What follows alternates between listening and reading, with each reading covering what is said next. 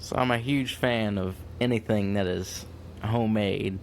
And talked to the guy that made this, and he said he was a fan of steam engines, couldn't afford the big one, so he made this one back in 1981 out of some scrap iron he had in his backyard. Hope you enjoy it.